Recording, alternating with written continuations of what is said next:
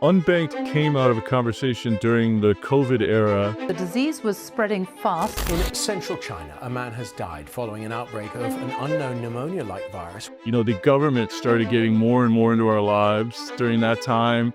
Schools in entire cities and states have been ordered closed. My hope was to see if Bitcoin could help underserved communities get some autonomy, both financial autonomy, but also just optimism in bleak times.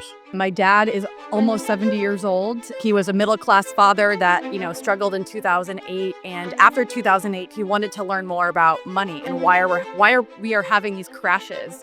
For the first time, I felt like I understood money in our financial system, and I was just absolutely blown away. Bitcoin does stand alone because it is a consensus mechanism. It does not have a head of state. It does not have a CEO. It does not have a person that can push or pull buttons.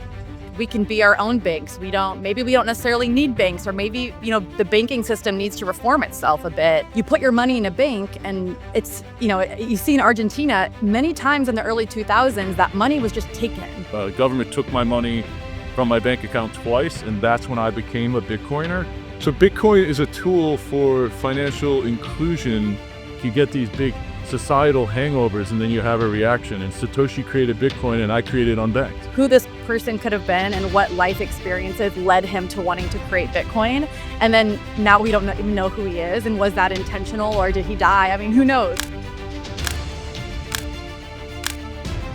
Bitcoin as a tool for people to be in charge of their own finances and be their own bank, essentially, I think is very empowering for anybody. I mean, anybody can really do that. In general, Bitcoin is starting this financial literacy movement, and if people are more educated about how this works, they can choose where they want to put their money. It's really hard to say what Bitcoin is. It was proposed to be a peer-to-peer cash system. Is Bitcoin meant to be this, or what's it going to be in the future? It's really hard to tell because depending on where you are, it really is being used differently. Personally, I think the more building, the better. And I think the more tools, the better. Should we be building these tools now to prepare for the future? Certainly. I think it's very important. Some people have a really strong stance on what Bitcoin's future is going to be. And I would say I don't have one, just that I think it's a very positive tool.